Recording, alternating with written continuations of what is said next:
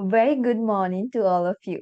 I'm Dilni Prasantika Peris, representing group number 5 under the course unit BEC 3346 Financial Economics from the Department of Business Economics, University of Sri Jayawardhanapura.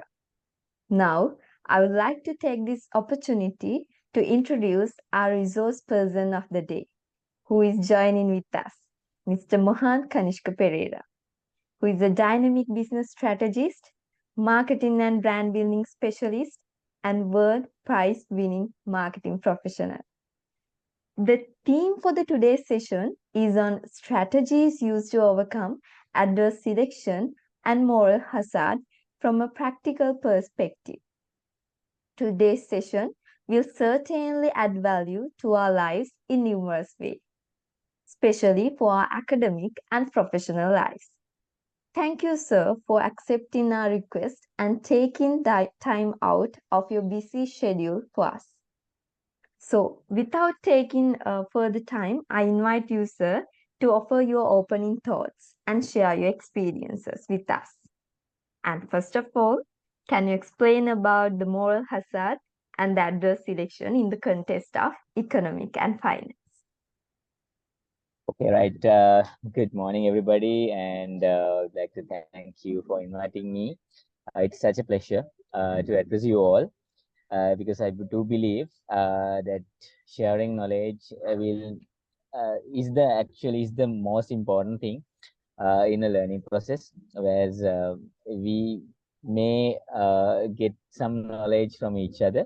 So it's kind of a knowledge sharing session for me. So I will um, present certain aspects on the particular criteria and also the requirement that you have been given.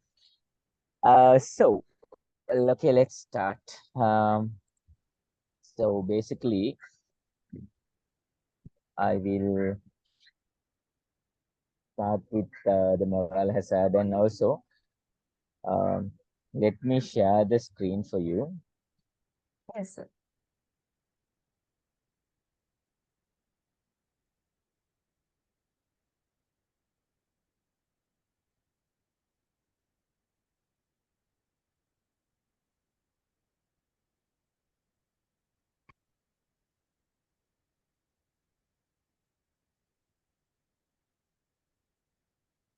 Hope you guys see the screen, right? Yes, sir. We can see. Okay, all right. Okay, so we start. Right. So basically, the moral hazard and the adverse selection in the context of economics and finance.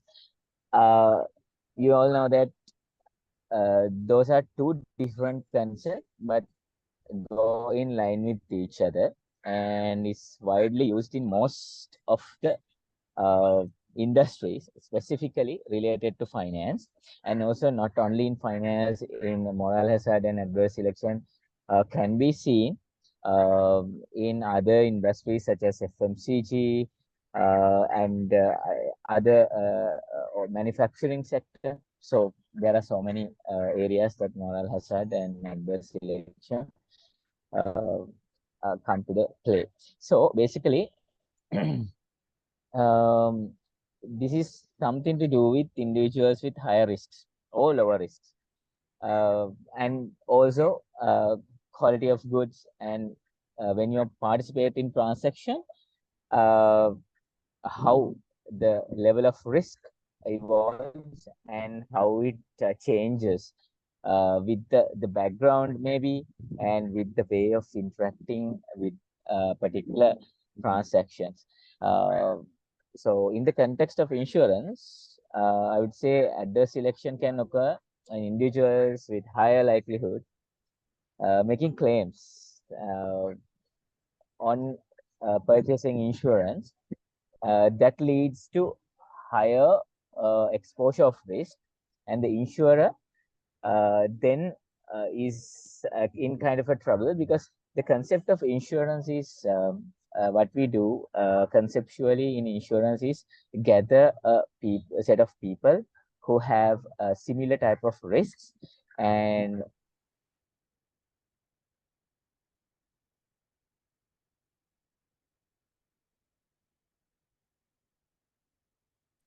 then based on the particular, so some factors like if it is related to maybe their living conditions, their living status, and the locations that they live, whether they are in hazardous locations, whether they are involved in hazardous occupations.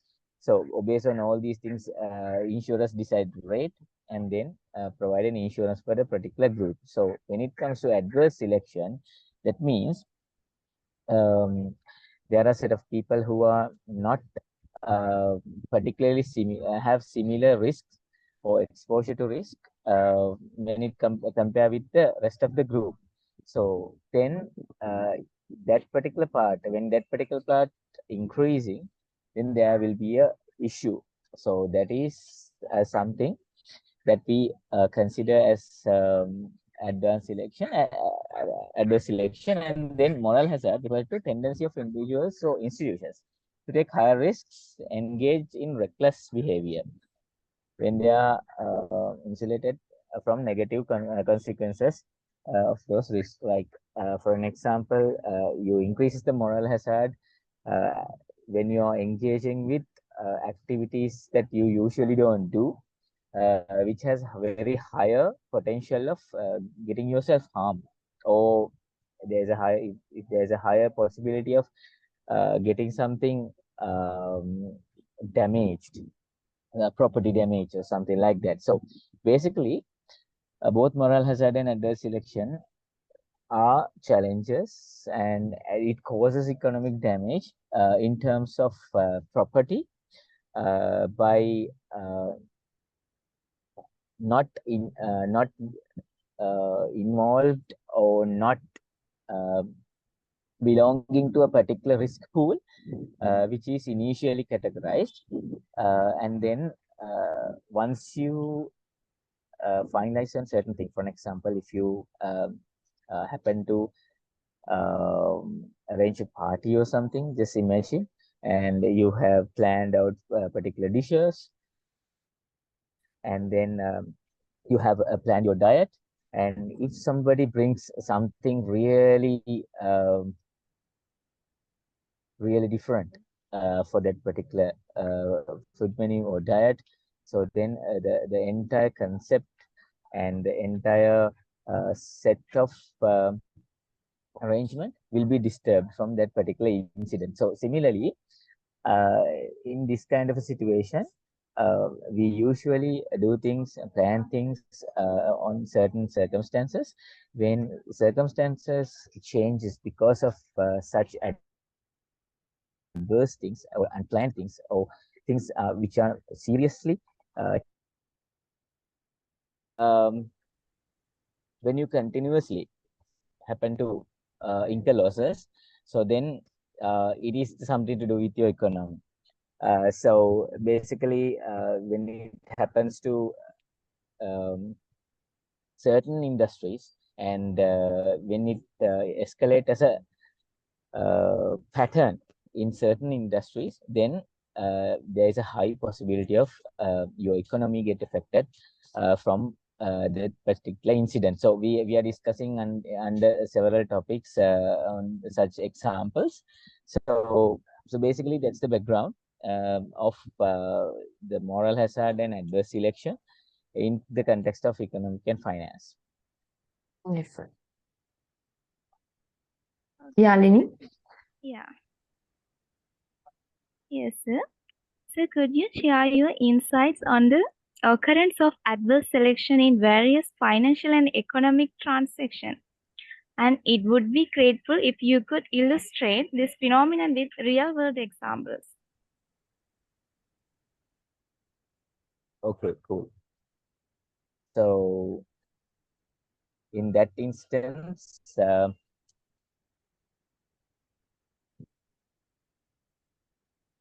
right. So basically, I have given you an introduction on moral hazard and adverse selection, and then we'll see and browse through some different industries. As I told you, it's not only happening in the financial market, in non-financial market, manufacturing, and maybe FMCG. There are so many incidents that are taking. Now, for an example, used car market. right? We all know that the market for used cars is often involved with adverse selection, and sellers are they have more information and regarding the quality and the conditions of the vehicle they are selling than the buyers do, right? So Yeah. then definitely there will be a kind of a adverse selection, and then it may result in a moral hazard as well. But definitely this is related to adverse selection. In certain conditions, you all know that we are very keen on getting a new vehicle.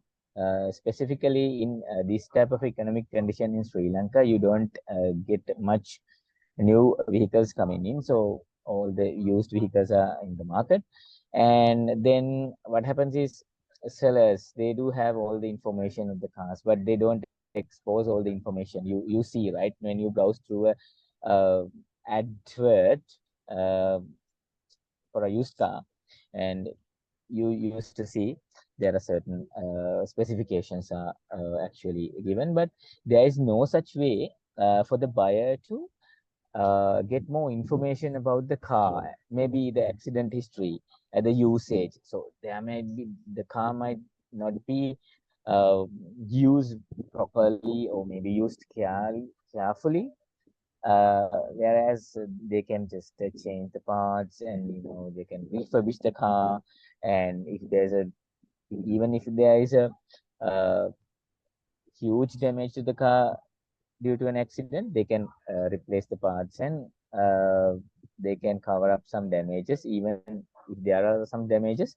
If it is not visible, um, you cannot tell, right? So there is such instance of adverse selection in a used car market, and also in credit markets. So adverse selection can also happen in credit markets, where lenders may find it challenging to distinguish the borrower's behaviors and borrower's actual status, right? So, which is known as creditworthiness, but creditworthiness is part and parcel of the activities of the buyer borrower. So basically, what happens is now you to see in these days there are some microcredit companies. Like now, earlier it was banks, and if any person cannot go to a bank, and you have a local person, right? Poli mudalali we say, right? You can Mhm. always go to a poli mudalali and get your money, but the interest will be higher. And the same Poli Mudalalis are now formalized their structures, and they are in the form of microcredit, right? So there are so many microcredit companies, the lenders in the market who used to lend money, of course, for a higher rate. And there is a huge risk of them not knowing the creditworthiness, and then there are some there may be some issues arising from the borrower's side, so that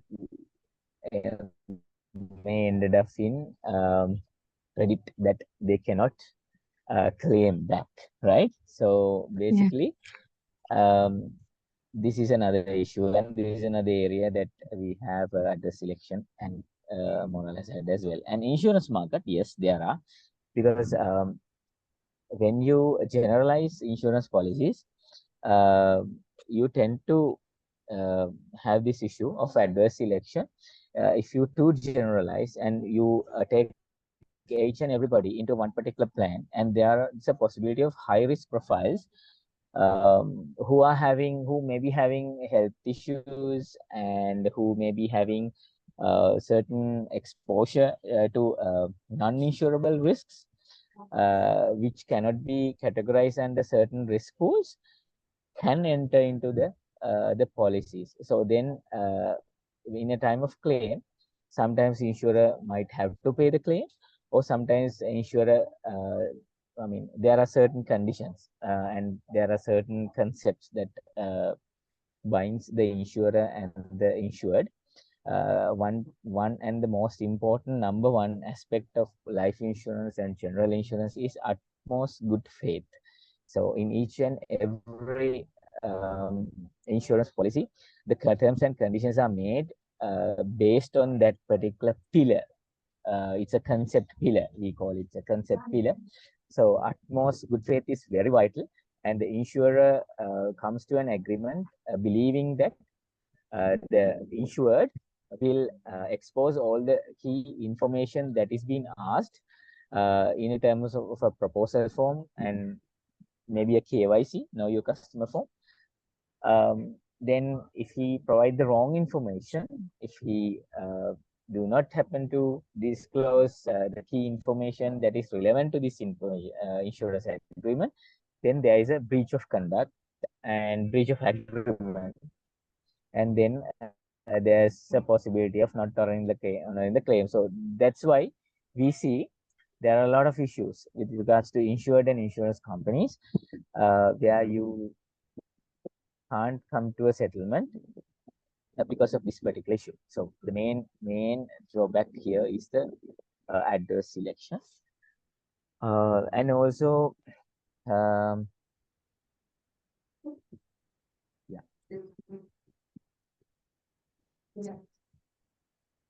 Sorry. Yeah, so those are the three, the main three areas that I'm going to touch today in terms of adverse selection. And also, when it comes to moral hazard, the insurance industry has more to do with it. Like in most general insurance policies, like uh, uh, when you are covering your vehicle, when you are covering your house, there are certain warranties that insurers put. For an example, if your vehicle is used for motor races, then in most cases you are not covered. Or else in some countries, not in Sri Lanka, in some countries they provide a special insurance cover for motorists who are involved in racing. So Sri Lanka, you don't see a very greater number of motorists who are racing. So because of that, the risk pool is very smaller.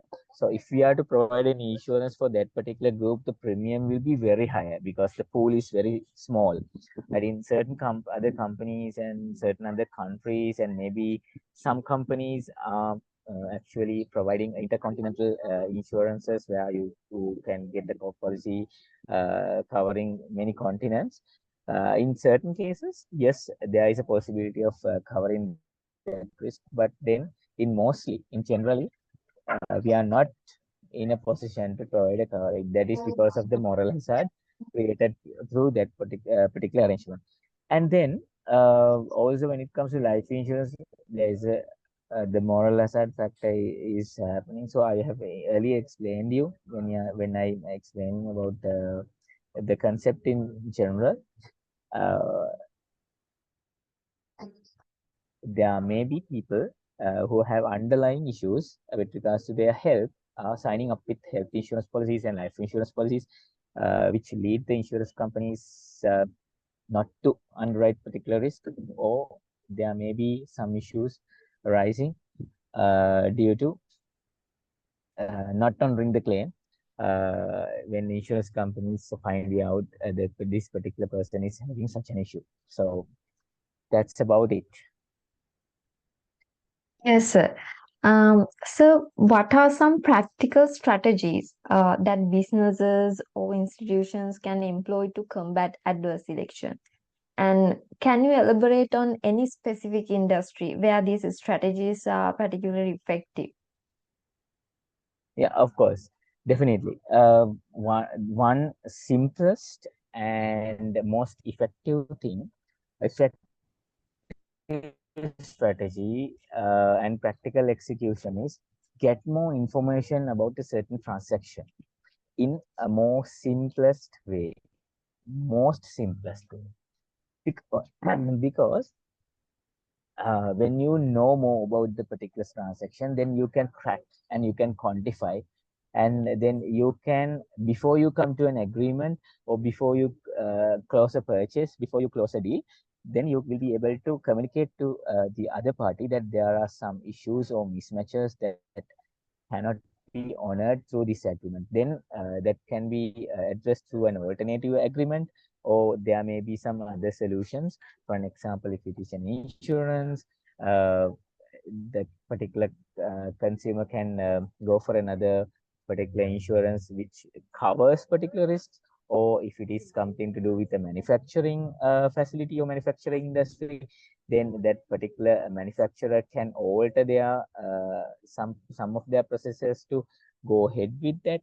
So something like that. So main important thing is the information. Um, so you have to capture the information, and then also we need to um, formalize our decision making, uh, and also we need to be more flexible in terms of this decision making, uh, whilst managing our businesses to handle these type of situations. Right? So in a transaction with information asymmetry, the uninformed party may lack the necessary knowledge to accurately judge or assess the quality of risk or the value of the product or service being exchanged, right? So basically, in these certain circumstances, this can happen in like online purchase. Huh? So, for very classic example is ladies back in like 2 3 years, ladies are more reluctant to buy clothes online, right? So maybe because they don't have the information, they don't know whether this will suit them, or how there is no such way that you can see how do I look after I wear it, and maybe which size better suit me, so those information. So in order to mitigate these things, now technology has come forth, and there is very simple thing that you can do is like you can have different models wearing the particular dress and feature the sizes, and also you have a size guide. So when you have a size guide, it's very uh, important to have a size guide, and it's very simple for you to understand, okay, how it fits me, even if it is not happening. Like, I mean, not all the ladies are comfortable with that as well. And now you can bring technology, the VR technology, and then augmented reality, AR and VR, both together, virtual reality and augmented reality. So then you can see, in certain cases, there are certain shops that provide this facility, not in Sri Lanka, and not in a wider array, but there are certain shops that you can see, based on your measurements, how it will look on you when you wear that particular dress. So something like that. So because of that, you don't go ahead with the purchase, or uh, may you need to go to a store and buy something else because of that. So something like that. And also, when parties have high risks, so unfavorable characteristics, and more motivated of participate in transaction due to superior information, the risk profile of the transaction that becomes skewed. So basically, um, there are categorizations that companies do based on the risk, right? So nowadays it's very easy because you have all the information captured in the client in the front end. So then based on that particular classification, you segment the client, and then of course you can segregate them into particular risk categories and cater them in different ways that you already predefined. And if there is no predefined mechanism, there's always an option for you to go back to that customer and have a discussion. So something like that, come to an agreement on certain things, right? So that is another approach that companies take, risk profiling and segmentation to mitigate the risks. And also, it is important to improve on the transparency in terms of the sellers or merchant side, as well as it is important to educate the consumer on transparency, specifically when it comes to financial products. Uh, Most importantly in insurance, to educate the client on certain aspects of and benefits of being transparent on certain information. There are some insurance companies who do not accept insurances if you have a vulnerability, but there are some insurance companies who accept the vulnerability at a higher rate. So there are some other insurance companies also. They have particular set of insurance uh, policies catered to certain segments. For an example, Sri Lanka insurance, if you get any example, we have now you know that medical insurance in sites with senior citizens is not a matter to discuss sometimes back, right? Because we already know that if your parents are over the age of 59 years or 60 years, the insurance will not provide the coverage, and when you retire your insurance gets ceased and you don't have an insurance coverage. Only the younger people will have insurance coverage. Now there are certain companies have come forth. Sri Lanka Insurance is one of the companies who have provided a particular insurance coverage for the senior citizens over the age of 60. So there is a special insurance policy who cater that needs of the senior citizens, honoring the aspect that Sri Lanka is becoming an aging population in like 15 to 20 years time. So then we have certain arrangements taken, measures taken, like we'll have a preliminary information gathering, simplified information gathering mechanism to capture the ailments. And even if you have a major illnesses like diabetes, hypertension, and you can get the policy, right?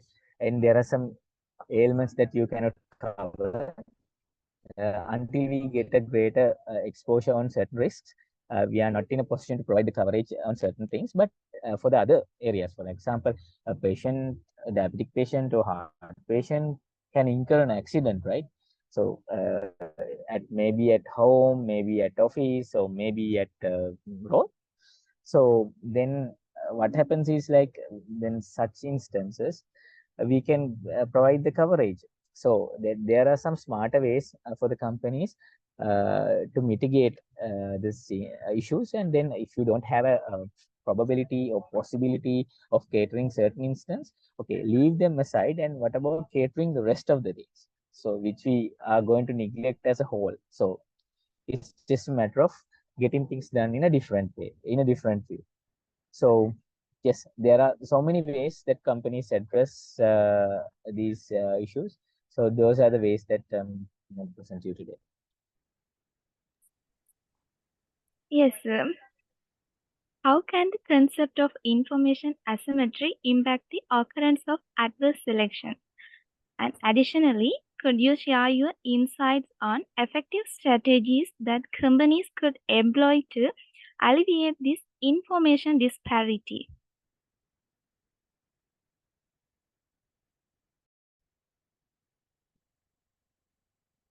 Um, to answer that question, uh, information asymmetry contribute to adverse selection in many ways, where it can have certain companies vulnerable to risks. And if you don't have a particular way of gathering and storing and analyzing the information which is related to particular transaction, or maybe a process of manufacturing, or maybe a certain arrangement, then you don't have a total control of that particular transaction or process or manufacturing facility or any other thing that you name. So basically, it can contribute to the uh, adverse selection. Basically, it will lead you gaps, and then having not proper information will leave you gaps, and having a proper information stream will help to reduce those.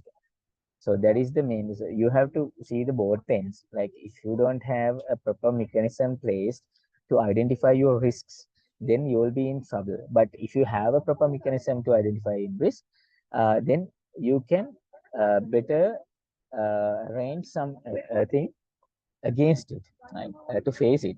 And also we have to one important factor that we have to keep in our mind is like the dynamism. Now, in the present day, things get changed every night, every second. So people have to be ready for certain things, because there are some, specifically when it comes to adverse selection, there are some factors that are involved and evolved very rapidly. So you have to prepare yourself to face those challenges as well. So there's nothing constant, nothing universe. Everything evolves. So that is the main idea that when it comes to information asymmetry. You have to keep that in your mind. Everything evolves, nothing constant. So more and more you capture the information, and more you capture the ways of gathering the information, you will be more comfortable in providing a service to your customers. Yes.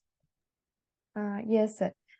In the realm of insurance, how can companies adjust their pricing and underwriting processes to address adverse selection and ensure fairness of policyholders, of all policyholders?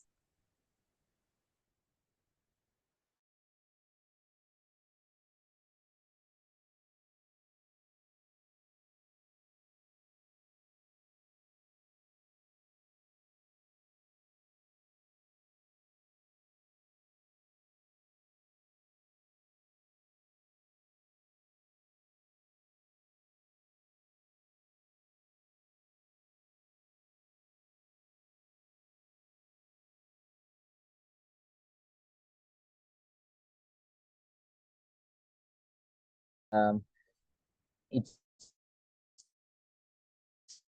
one of the best arrangements that you can take. You will be able to serve your customers who have lower risk profile with a lower premium, and higher risk profile with a higher premium, and maybe you can distinguish in between these two profiles with certain benefits.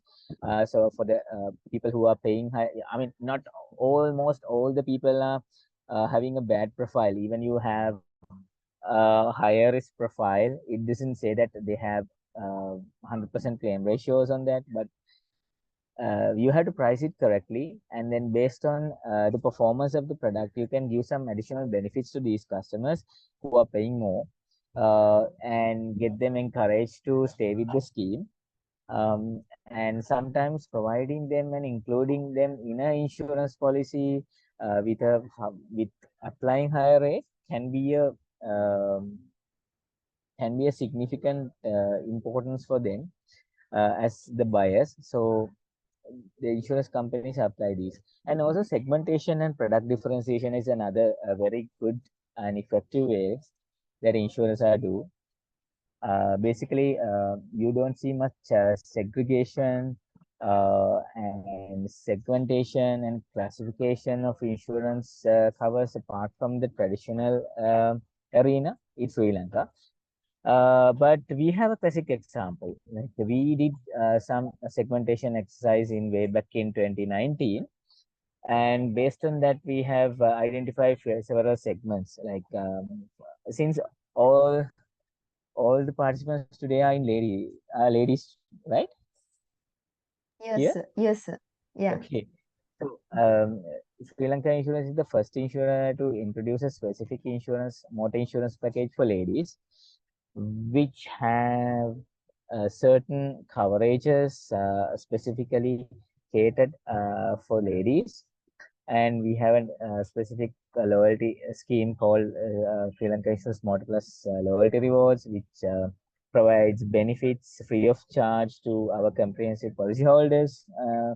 And then we have extended that to feature few more benefits which are attractive for ladies, uh, and combined with this product. And also there are features like call and move facility in between 6 p.m. to 6 a.m., I mean the night time, so they can use the call and move facility. They don't need to wait until the assessor comes to assess the vehicle inside in an event of an accident. So likewise, segmentation can be very effective because it's one of the key products that we have in the list of star category products. So similarly, we have products for senior citizens and products for children, and then products for maybe younger people, and some high-end products cater to a high-profile segments which have different types of benefits. So likewise, there are so many segmentation exercises you can visualize in certain markets. So that's another way that you can approach this issue. And also predictive modeling is very important, where you can, again, it's something to do with information and way of capturing information and way of storing and analyzing the information. It's very important. And based on that, you create certain models, and then you can based on the results you can take certain decisions. And also loss prevention and risk mitigation programs that are very important. Now when it comes to health insurance, one of the loss prevention mechanism would be health and wellness programs. Now insurers are very keen on contributing to wellness programs which are run continuously, and they partner with wellness service providers. You can often see that. You name it, Sri Lanka Insurance is having such partnership, and AIA is having partnership in globally. They have a movement called Vitality. So Union Assurance have that particular arrangement, so it's not that active at the moment, unfortunately, but they had a very good solution. They have given the customers a fitment, and they have a particular app called Goyo, I believe it's Goyo, yes. And they have also done a pretty good job in that area. And in certain other countries like Netherlands, UK, in Sweden, in US, Canada, most insurers are actually involved in this loss prevention mechanisms. And when it comes to corporate customers as well, like as insurance, we do get the bleeding mostly from corporate health insurance. You know that if your mother or father is if your mother and father is a member for one of the products of corporate health, then you may know that they are claiming and they are trying to maximize all the benefits, and they do get, but they can only claim when there is a sickness or medical situation or medical issue. So when you try more to get people moved and get people involved in a kind of a healthy routine, then there is a low possibility of occurrence in terms of health risks and health hazards. And there are some risk mitigation programs also insurers have created. Mostly these risk mitigation programs are internal, not external. What they do is they spread their risk among reinsurers, which is discussed in number 7 as well. So it has a link to number 7 here. And then they have risk mitigation programs, and they have knowledge sharing sessions for their Salesforce staff, and giving them the knowledge that how to tackle a risk, how to identify high risk profile, something like that. And also then the medical examinations and underwriting interviews are very important when you are, this is specifically important for life insurance policies who are having high value. Now you take for an example, you are taking a 15 million or 20 million worth of life insurance policy, then the value is very high. In a death or disability of that particular person, you will get 15 to 20 million. So then insurers are tend to review it prior to accept the proposal. There's an online interview with the customer and get an information regarding his health and lifestyle. And also they mostly do medical examinations for insurances which are more than specific sum insured. And also preventive measures, wellness programs I have touched. Preventive measures, you take some preventive measures in line with some certain risks, so that certain policies are warranted. And they say that if you involve in these activities, the particular cover will cease, is not active on certain circumstances. Likewise, you get preventive measures prior to have some issues. And then reinsurance is another way of spreading the risk. You know that reinsurance concept is like reinsurers are take accepting the risk from insurance companies. So insurance companies are the customers for reinsurers. So reinsurers are bearing the risk for certain higher exposure, and then they will be getting a premium from an insurance company, and they are also bearing amount of the risk, certain risk that is covered. So, and last but not least, education and customer communication is very important. You know, being educated on certain things is very important for us. Even today, you may also get some knowledge which is not known for you previously. So education is very important. So customers, I, I mean, more you give to your customers in terms of your knowledge, there is more that you can get as a result. Because when the customer know the process, when the customer knows how to deal with certain situations, then your life as a corporate, your life as a company will get easy.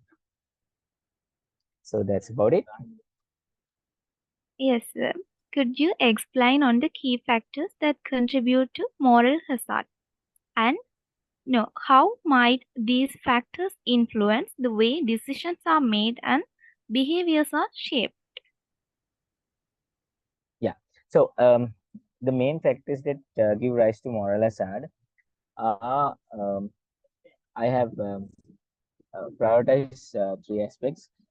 Information asymmetry. It can create opportunities for better informed parties. You know, like uh, in case of our car deal, right? Used car deal, the more informed party will take advantage of the situation, right? So when there's a transaction, when there's a situation, when there's a business, if one party knows better than another party on certain transaction, the same transaction that they are looking for, then that will be a problem, and that will lead to moral hazard. So that's one instances, and that is going to direct you to moral hazard. And also, this is a funny thing, right? You know, like this happens to Sri Lanka. Uh, I mean, in every minute, every second, right? The expectation of government bailouts and interventions can encourage individuals and institutions, assuming the authorities will step in to mitigate when there's a fallout, right? So basically, this happened to US. We will discuss in the later. Um, Assuming that government is there and government will provide you a bailout if you are having an adverse situation, certain institutions will go to the edge and provide the benefits which they cannot afford, right? The benefits which they cannot afford to the consumers, um, just to get more market share, right? For an example, if you have if you are a finance company, you get a better rate to the customer for your FDs, for the customer FDs, and you get the least lending rate to your borrowers.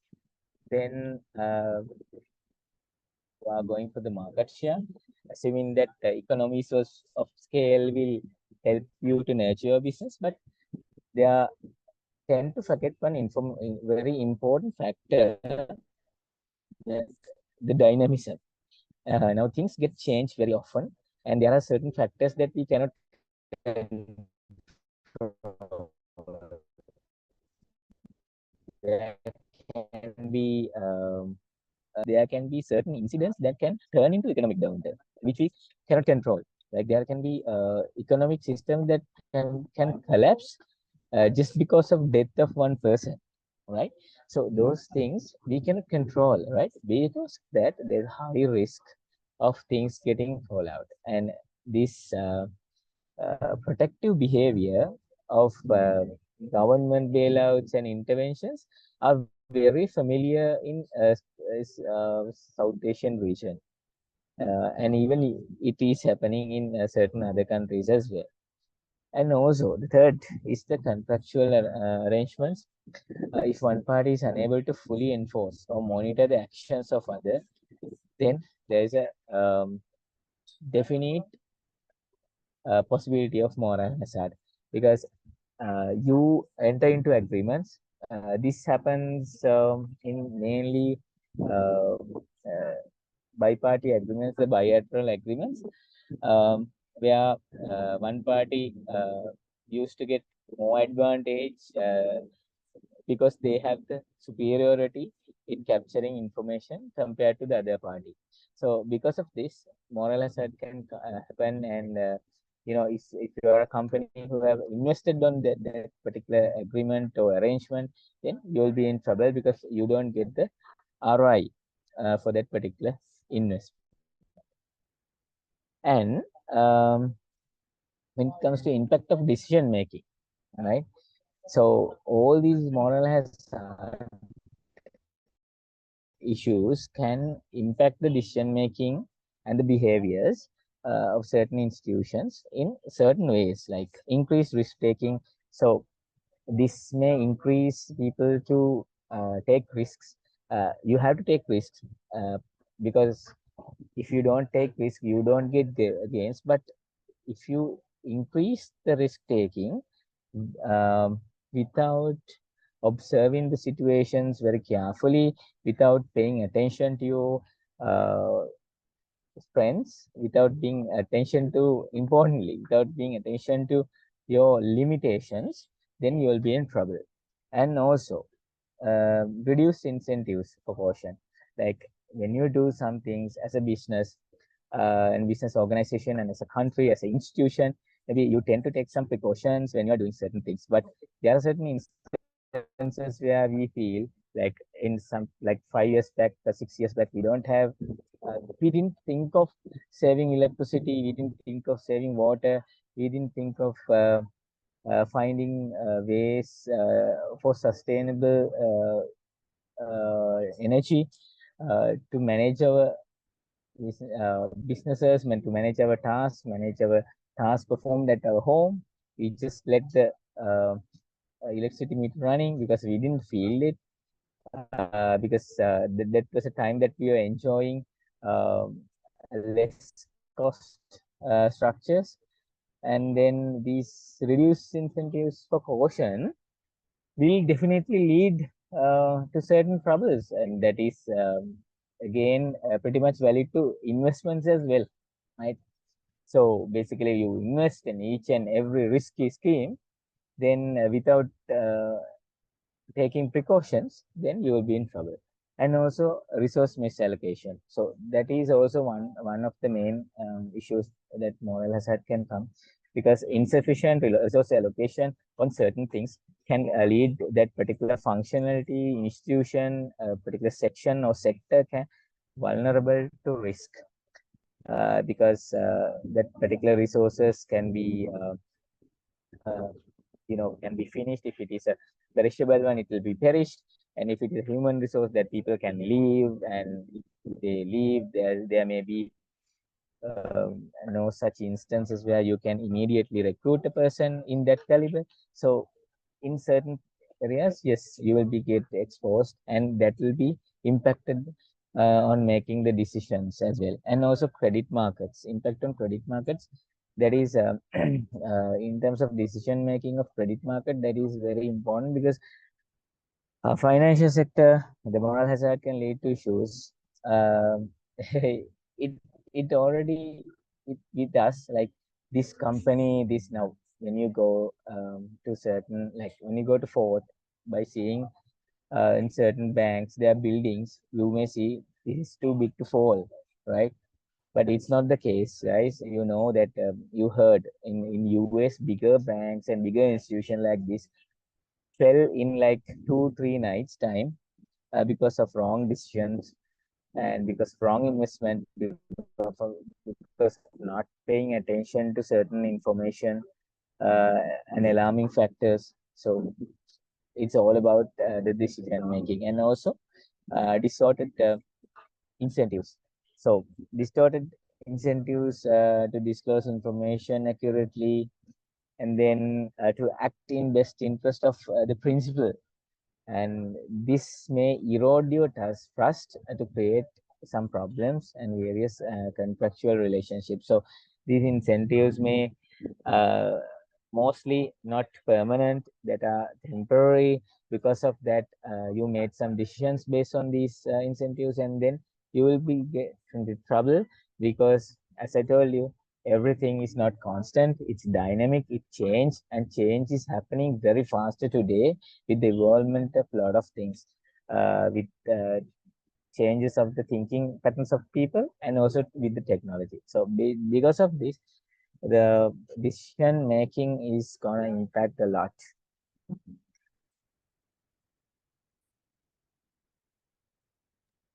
Yes, sir. Yes. Sir, could you share instances from different sectors where moral hazard has been a significant concern, and how were these situations managed or mitigated? Yeah. So I'll tell you, three industries: insurance, healthcare, and environmental policies. That means and something related to sectors related to environment and insurance. Yes, moral has can be a hazard can be a significant concern, because it can manifest when individuals or companies engage in riskier behavior due to their insurance coverage. For an example, insured drivers might be less cautious on the road, right? Because they know that they have a coverage. If something happens, if your vehicle is struck in another vehicle, or if you run over a person, then it's just doesn't have to be panic, because you will get covered, and you don't have to be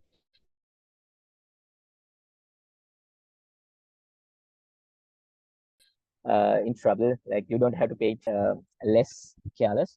And then also insurance companies mitigate this risk by setting the premiums, and deciding the premiums based on the behavior of the driver, right? So there comes the technology, so they can track, specifically if it is a fleet insurance fleet of vehicle, then they can track the speed, and the distance that they're traveling, the way of their driving, whether they are driving fast and braking a lot or something like that. They can get the information through these particular devices, GPS devices. So that's another incentive. It's happening in Sri Lanka as well. So not only in US or other developed countries, it's happening in Sri Lanka as well. And also, as I told you earlier, insurers are putting some warranties in specific insurance policies. warranties are the things that you need to follow. You need to definitely do. If you are not doing it, if you are not following it, if you have evidence as an insurer, if this particular person was not doing this, then the claim will not be honored. So that is another precaution that they take. When it comes to healthcare, moral hazard in healthcare and health insurance, healthcare sector can arise when individuals with insurance coverage engage in risky behavior. Right? For an example, if you have a health insurance coverage, you tend to take a risk, right? You do certain things that you are not maybe allowed to do, or you are not maybe ought to do, because uh, simply just because you know that if something happens, you will be get back to normal, because your insurance can pay your hospital bill if something happens or something like. And then also, this happens in Sri Lankan health insurance and healthcare sector, whereas doctors are charging higher charges and the hospitals are charging higher charges um, for the people who are having insurances. They mean that okay, they have insurance, why not we charge them more, right? So the particular hospital or doctor is having the information prior that this particular person is having an insurance, and then what they do is they increase the premium, right? Not the premium, the charge. Then the particular person is charged more. So to prevent those, actually, to prevent the earlier one, it is nothing to do with the policy making or something like that. It's more about educating the people. Uh, Even if you are covered from your health insurance, there's a limit that your doctors can do. Like if you are involved in riskier behavior because you are because of the fact that you are being covered from health insurance, it doesn't necessarily guarantee that your life will not be in a risky or threatened position. There is a possible high possibility of your life being lost due to these risky activities. So it's more about get them know, let them know, and educating them more. And also the second part, of course, insurance companies are now dealing with hospitals and doctors in a separate arrangement where the both patient with an insurance and without an insurance will be treated uh, samely, because then the hospital, for the hospital and for the doctor, the insurance company can send particular number of increased number of particular patients, so then they can manage their income and without charging the consumer a higher price. And also environmental policies, moral hazard and pollution, you all know that the context of environmental policies, moral hazard can occur when companies engage in polluting activities, assuming that cleanup costs or damages will be borne by society or future generations. Like for an example, now you guys, like in mostly youth, tend to volunteer for these beach cleanups and then these tank cleanups and all the things. And then when some people see this, they take this to granted, and they I mean continue their pollution, and they tend to throw garbage, tend to release their whatever garbage to the environment, which doesn't have to deal with their production or manufacturing. So they will take it to grant, and they will say that okay, the government or the NGOs or these volunteers will engage with these things, they will clean it up, like that. So that protective behavior will help them to continue their activity. So those can be seen in things. So basically, again, you can prevent these by enforcing regulations, but again, environment is not something that can be individually absorbed. It is something that we can enjoy collectively. And also, if it is an adverse effect, we have to face it collectively. So, therefore, we have to educate the people on the adverse effect that uh, take place if you are doing these kind of things. Yes, sir. In the dynamic world of finance, can you share your insights on how regulatory authorities actively safeguard against moral hazard? Additionally, we would like to hear your thoughts on what role does government intervention play in maintaining stability? Yeah, that's very important because regulatory bodies and government can step in different ways. Um, well, the firm regulations can help the countries or organizations, sorry, sectors can to regulate, monitor, and regulate and manage the moral hazard uh, just by uh, observing certain things and also penalizing the people or companies who are not doing the right things at right time, and also stress testing because this can be done. Regulatory authorities, um, they can do a stress test on financial institutions or assets on their ability to withstand adverse scenarios. That means in terms of an adverse scenario, how can they react and what is their capability, what is their ability in terms of their strength, the financial situation and their leadership decision making situations, how can they stand in certain stress situations. And also they also can it's now the stress testing, a good example for stress testing, not in terms of finance, but for you to get a better understanding. A good example is now you see, so there are so many fire drills happening in companies. When there's a fire drill, they don't inform each and every person in the company that there's a fire drill happening. So, but they inform few key people that there's a fire drill happening, and the firefighters are coming and they are facilitating the fire drill, right? So, similarly, the stress is something similar to that.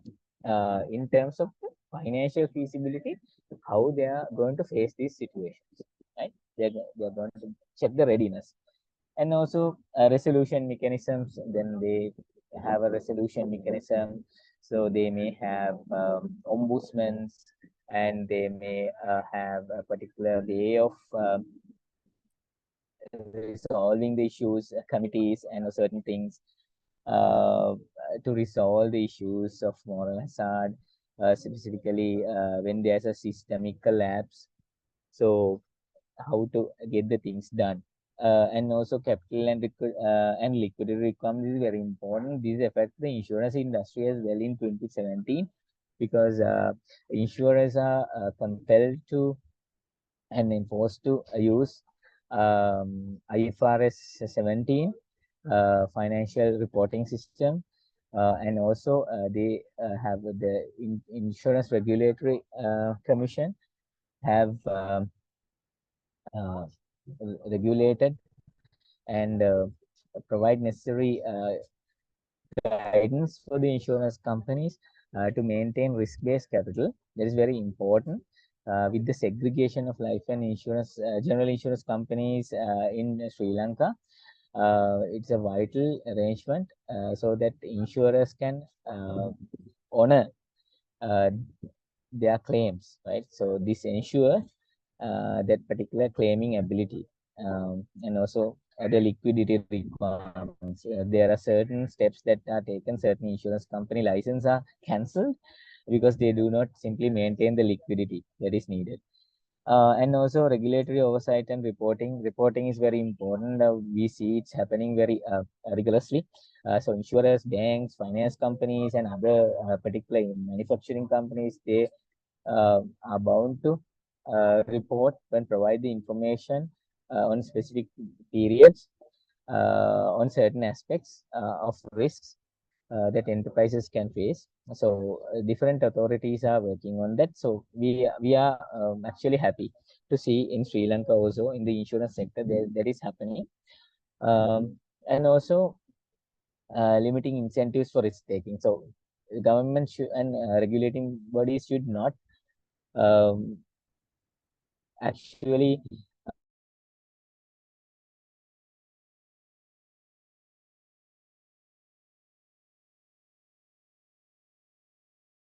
let people take risks unnecessarily. So also in the government, the moral is that, but there are cases that limited government intervention also can help to maintain stability. As I told you, like these subsidies, if you know that it is subsidized, what happens when people know that they get samurdhi, they don't do anything, right? They just wanted to get samurdhi and stay happily without um, contributing the economy whilst they can, right? Something like that. And then also governments should provide a safety net for financial institutions, especially now when we see there was a huge um, issue that was to be happened a few months back. You know, there's a local loan restructuring process which government take a solid decision not to but the burden for the banking systems, and divert it in a different way. But there are issues. But again, if you happen to divert it to the banks, but just see what's going to happen. Like there are so many banks that will not in a position to meet that demand. And similarly, also the central bank has initiated a mechanism when there are crisis situations. You have an insurance scheme placed for the deposit holders. Specifically, if some company collapses, there from that particular insurance scheme, central bank can honor your claim, but that is also up to some limit. For currently, I think it's around 600,000. All the deposits which are below 600,000 they will pay from that particular insurances for, but for higher amounts we still don't have that particular security.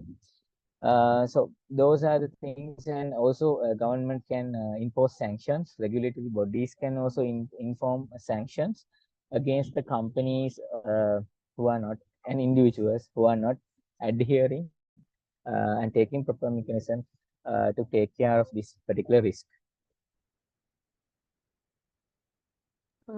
Yes, sir. So, what role do corporate governance and incentive structures play in influencing moral hazard? And can you provide examples of companies that have effectively aligned incentives to minimize moral hazard? Yeah, definitely. Role of corporate governance is very important because corporate governance requires to the framework of rules and regulations, practices, structures that guide a particular company or institution or particular individual maybe to control your behaviors against a certain conduct where you will have a steady path towards achieving your goals. So strong corporate governance helps you to achieve that particular goal uh, with ease without any financial stress or fear, right? And also you have to take care of your stakeholders. So corporate governance will uh, act as a protective mechanism for these um, stakeholders and in a best interest of the stakeholders as well. Okay, certain examples I have quoted some international examples for you to get a better grasp, because this information you can get those information from websites and you can create a wider case. But similar cases, I will draw some information from local markets as well for you to relate, right? So Johnson and Johnson, Johnson and Johnson is a big company, huge company. It's into medicine, pharmaceuticals, it's into baby care and all the things. And it's known to its emphasis of ethical corporate governance and responsible business practices. So the company is Credio. Credio is their corporate governance framework, outline these commitments to serving the interest of customers, employees, communities, and shareholders. Um, and this is the guiding principle that helps them to align long-term success. Because Johnson and Johnson's company, that's a long-standing company. So this helps them to minimize the risks and strengthen the decision making, and uh, well to grab the piece of market with very strong sense.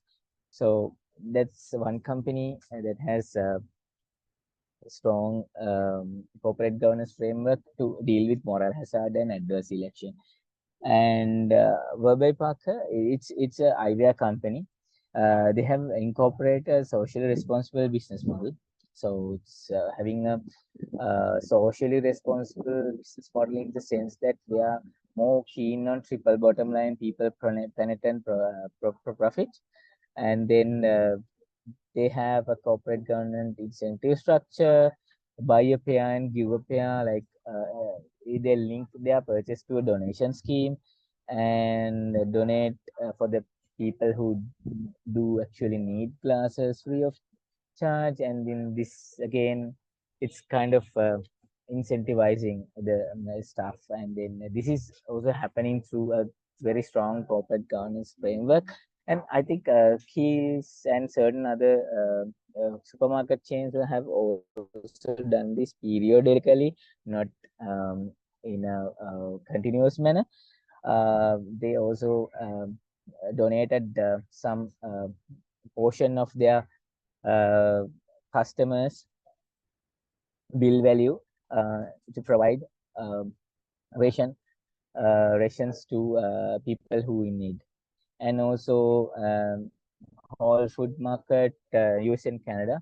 So this is a supermarket chain that emphasizes employee engagement and empowerment through its decentralized management structure. The company incentive programs promote teamwork, innovation, shared decision making, and reducing the likelihood of individual actions that could have lead to moral hazard. That means the decentralization empower all the employees and across all the department and divisions of this particular chain. And then what happens when you empower your employees? There is a lower risk of happening the moral hazard because they are empowered. They know all the information that is relating to this particular business, and they know that they are in the process. And then there's a less possibility of happening moral hazard. And Costco, Costco is in like 18 countries, including USA, UK, Australia, New Zealand, and you name it. So in Italy, Japan, and certain other countries as well. So what they do is relatively it's a cost focus strategic leader, and so they focus on the low cost execution compared to other industry players. And this approach aligns incentives with the company to focus on providing value to customers and maintaining a strong organization culture that mitigates potential for excessive risk taking. Right. So basically, they have streamlined their model and provide a background uh, to manage their cost focus mechanism, cost leadership mechanism, to gain a sustainable competitive advantage without exposing themselves to moral hazard.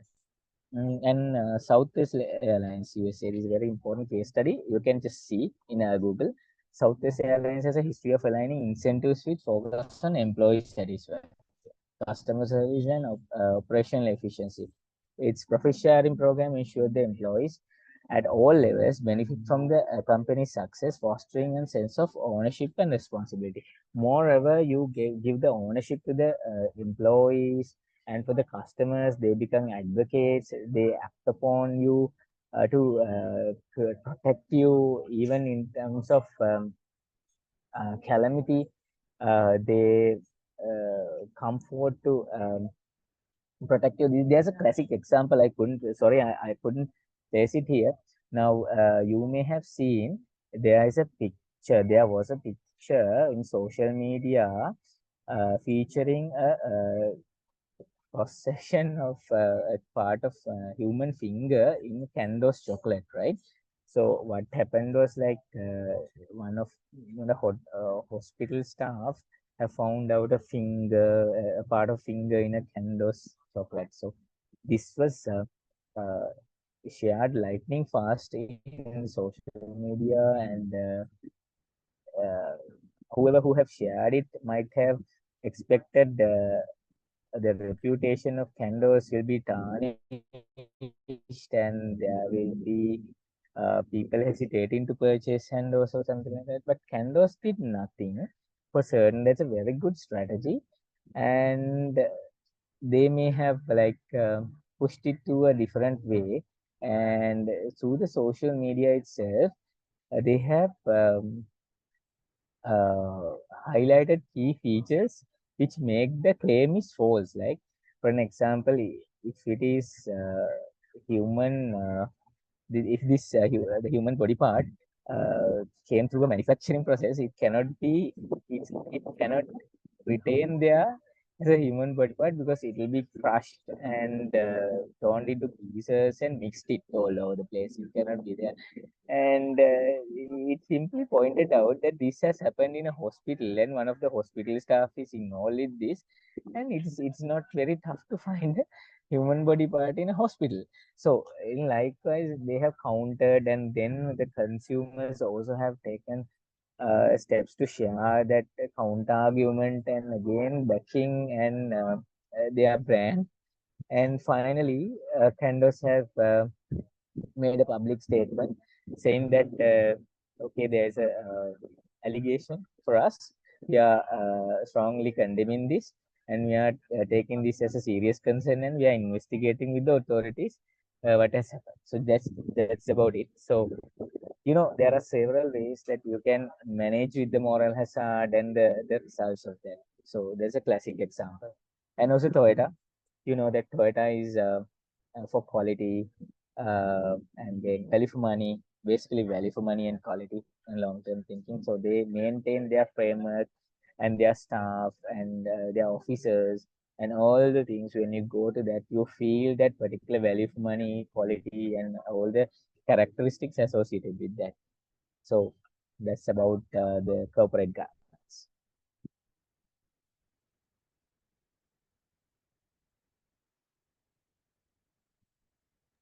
Yeah, Lini. Sorry.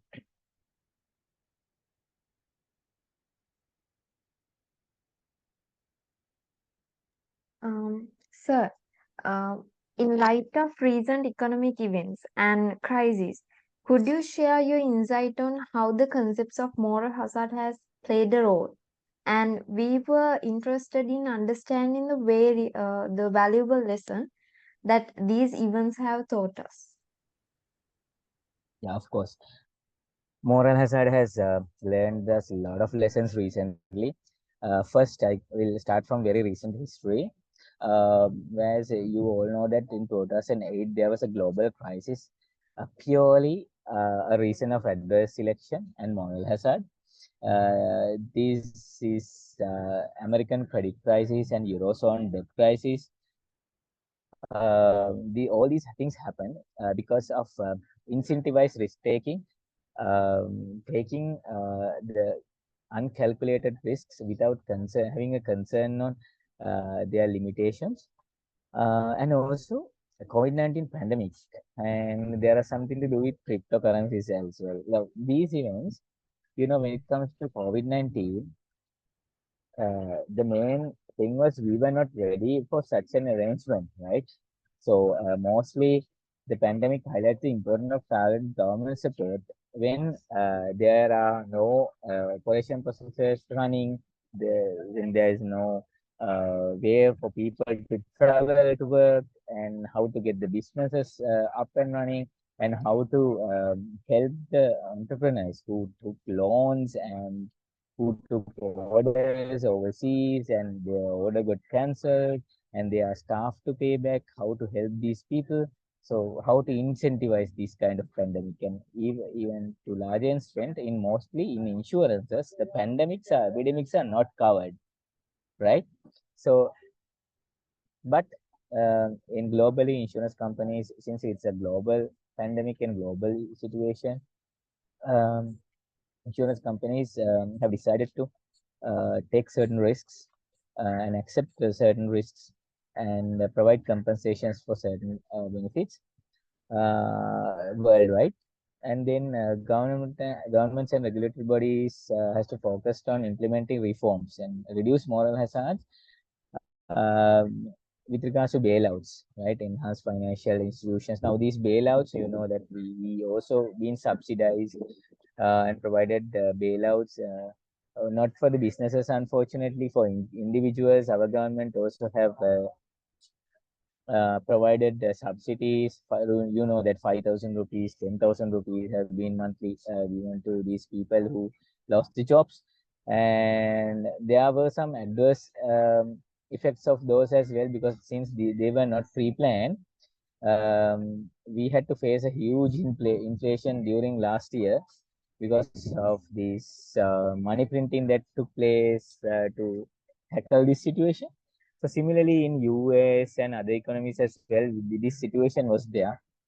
But then we have to be more importantly prepared for certain things uh, which can strike the larger portion of our community.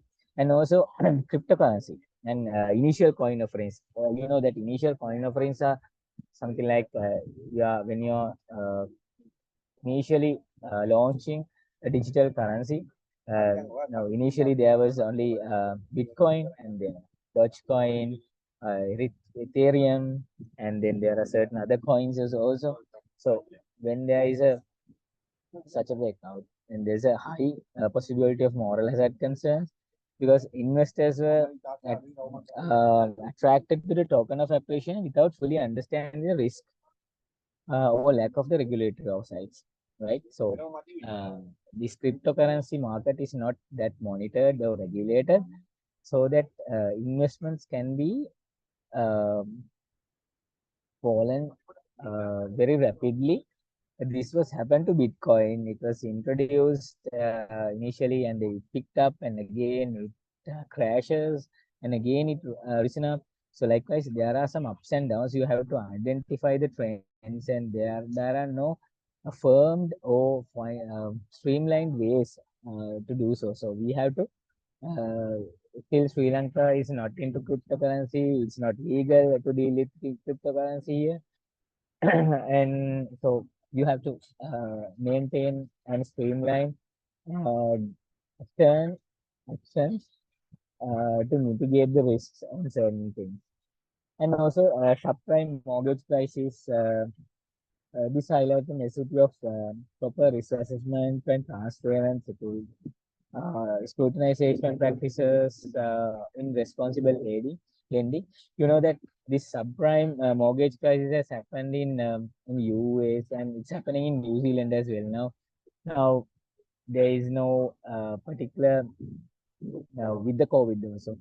Uh, the construction activities are limited, and there are now homes, like so because of that, uh, you tend to pay more for certain properties which don't have such a value. So this happens in certain markets in overseas, not happening in Sri Lanka at that extent, but in certain Western communities, it's happening a lot. Yeah.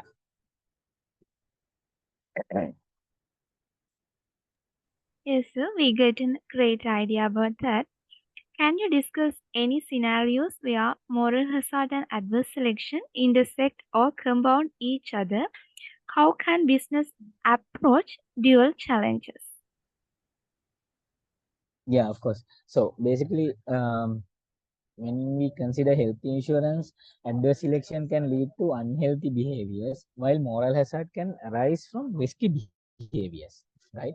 So, uh, see, these two can complement with each other, specifically in health insurance.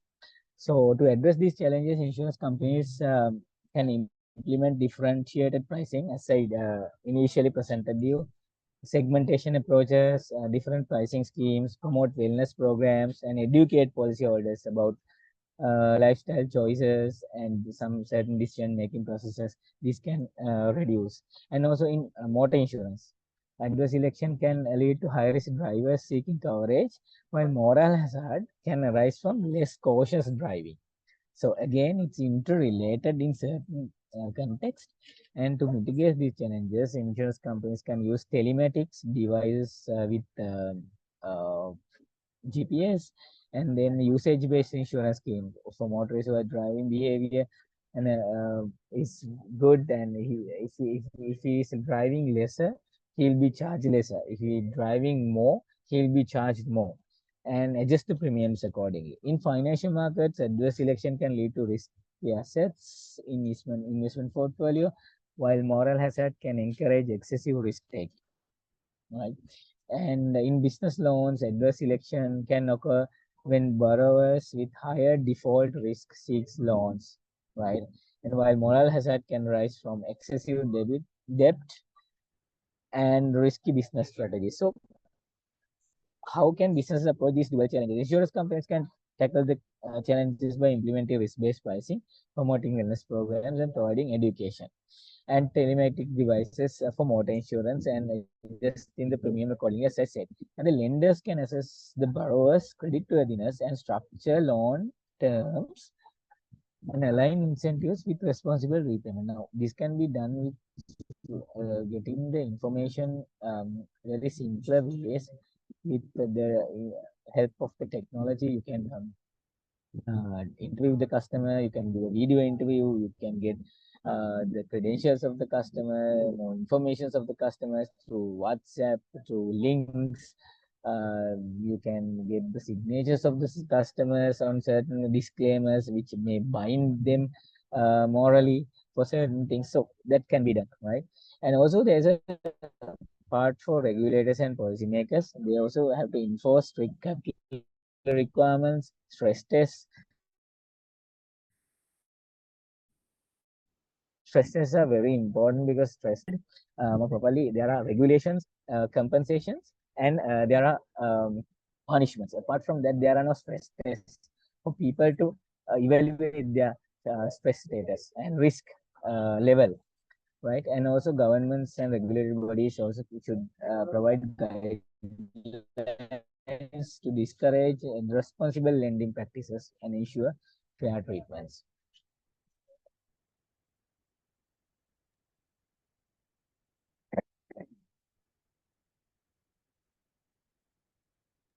Yeah, Nini?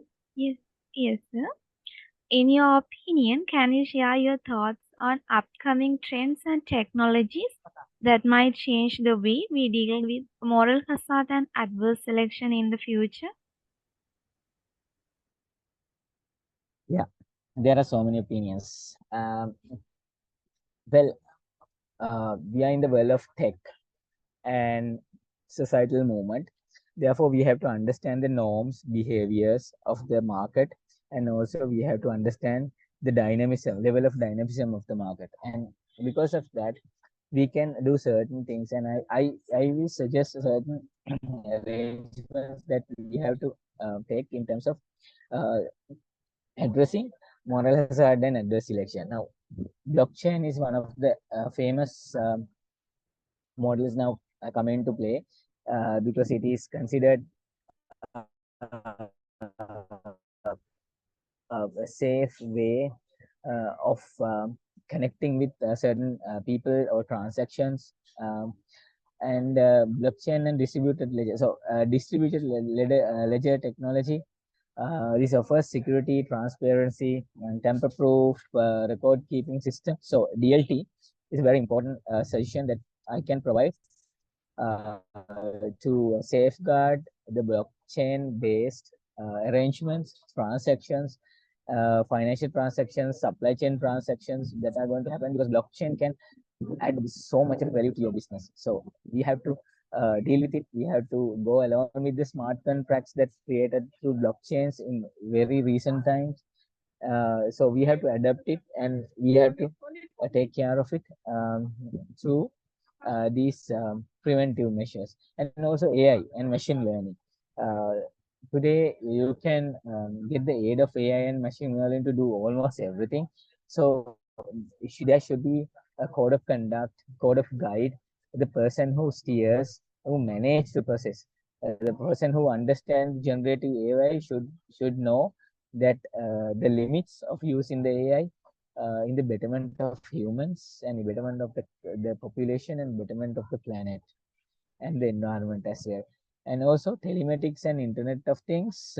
These devices and sensors can gather real-time data and behavior activities.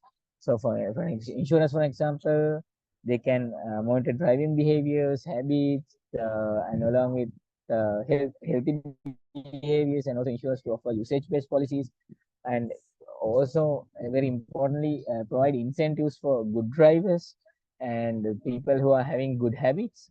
So this can be used with telematics and in Internet of Things. So you can nurture these technologies. Also biometric um, authentication and identity verification is very important in preventing fraud when it comes to financial transactions. So we have to encourage all these technologies, and also predictive analysis and behavior economics. Advances in predictive analysis and behavioral economics can be provided insights into consumer behaviors and decision-making processes, because it can add so much of value uh, to predict certain algorithmic and structural arrangements. Um, and also in financial transactions, largely to facilitate decision making in an effective manner. And also decentralized finance, DeFi. DeFi platforms leverage blockchain and smart contracts to offer financial services without intermediaries. So this is very important. Now banks have to be in these platforms before they're gonna wipe out from certain fintech companies, where there will be no longer requirement of a bank to do the transaction. So presently it's not legislated in countries like Sri Lanka, but in certain countries it's on the way. So we have to be ready. Banks have to provide their and be proactive and create their own platform of DeFi, so that they will be in that business without being obsolete. And also regulatory technologies are very important compliance solutions. It's important for the um, for us to identify that there's a human factor behind all these things. Therefore, we have to be very importantly stress upon certain human factors which machines cannot identify, and stress upon compliance solutions, and make the people who are making those decisions empowered to provide the protection for the system, so that we ensure that certain arrangements, certain technological arrangements will not um, be harmful for human race. And also behavioral biometrics and cognitive analysis is very important in analyzing patterns of human behavior, typing patterns, mouse movements, detect anomalies and potential fraud. Now, these are actually used in Apple Watch to even to judge that particular person is having a heart disease or heart attack in a recent future, right? So those technologies are evolved to that level, so we need to use them. And also tokenizing and digitizing assets, so that's very important. It's related to blockchain, it's related to Internet of Things, but again tokenizing comes with NFT near. uh, so then in with that, it's allowed assets to be represented in digitally on a blockchain. Sorry. Then this technology could reshape ownership, because then we don't need to claim the ownership by doing certain things. Even our lands can be converted to these digital tokens and smart agreements, and that can be used to showcase our ownership, right? So we no longer required these long, what I don't know what it's called, like pattiru, the pattiru, right? The history of a land. If you don't need to maintain such registers, you can maintain it in smart contracts and digital tokens. And also peer-to-peer platforms and crowdsourcing, that is very important, to share knowledge, to help the peers in working environment. And crowdsourcing models can provide opportunities for individual to assess risk collectively, and reducing information asymmetry, and then potentially mitigate adverse selection. So those are my suggestions for you. Yes, sir.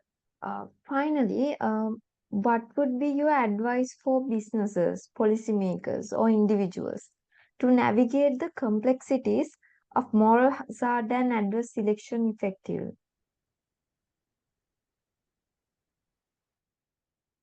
Yeah. Well, for businesses, transparency and communication. So you have to be transparent for your customers to be transparent, and you have to present your business process, your products, your information clearly to the customers so that your customers can trust you and provide more information to you. And also, you have to do the risk assessment and measurement and manage the risk properly with proper systems in place and with proper people who are capable in handling the risks in the enterprises. So this is the enterprise risk management solution. And then incentive alignment. So design incentives and structures go in line with these instructions to be rewarded. And there should be long-term schemes that facilitate this. And also data analysis and technology, you can you have to use the data analytics and the technology in a very, very large way uh, to address many issues that they are facing right now. So data and information, the more you know information, more you have access to data, more you know about the transaction or particular customer or particular arrangement. So you have to get and acquire more information and data in a acceptable way. And collaboration and education is the most important thing, as I see. The businesses should transfer knowledge to its customers, educate their customers, give them proper knowledge on certain aspects of these transactions, and then the selection, how can it happen, what are the disadvantages if it happens, and how moral hazard can ruin the customers' financial situation, maybe their expectation. So those things. And for the policymakers, of course, they need to maintain robust regulations, uh, monitor strictly, analyze strictly, and develop timely develop uh, proper regulations. And also, again, they also can incentivize their staff and also align with the arrangements and plans and strategies, and monitor and oversight, implement effective monitoring and oversight mechanisms that detect and addresses instances of moral hazard. So there are so many systems and there are so many technologies which we have discussed that they can incorporate here. And also adaptive frameworks. So these frameworks of risk management and these frameworks of regulations should be adaptive. It should not be like concrete. It should be like chewing gum, right? So you have to adapt it according to the situation, and then only you will be able to have a full scale regulatory framework. And also educational initiatives. It's very important for the regulators to timely educate the consumers, send notices, uh, then hold campaigns, and then discussions, online facilitations, all these things to the customers as well and the market. And also for the individuals, well, informed decision making is one area that they can get rid of this adverse selection and moral hazard. More you know information, more you being getting away from moral hazard and adverse selection. And risk awareness is very important. You have to know, and you have to know how to scale up your businesses, and you have to know the boundaries of the risks, and you have to be aware of the risks in a broader market. And also health and safety is very important. You have to prioritize that at any given time, your health and safety, your family's health and safety is very important, and that will also prevent adverse selection and moral hazard.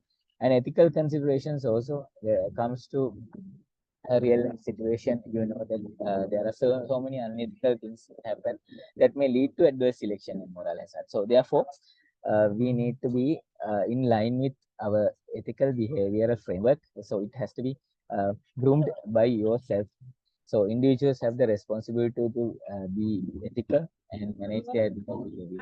And also continuous learning is important to get into a knowledge stream and arrange and manage your knowledge accordingly uh, with the arrangements that are coming. So those are the things that I see that they can do in terms of getting rid of these.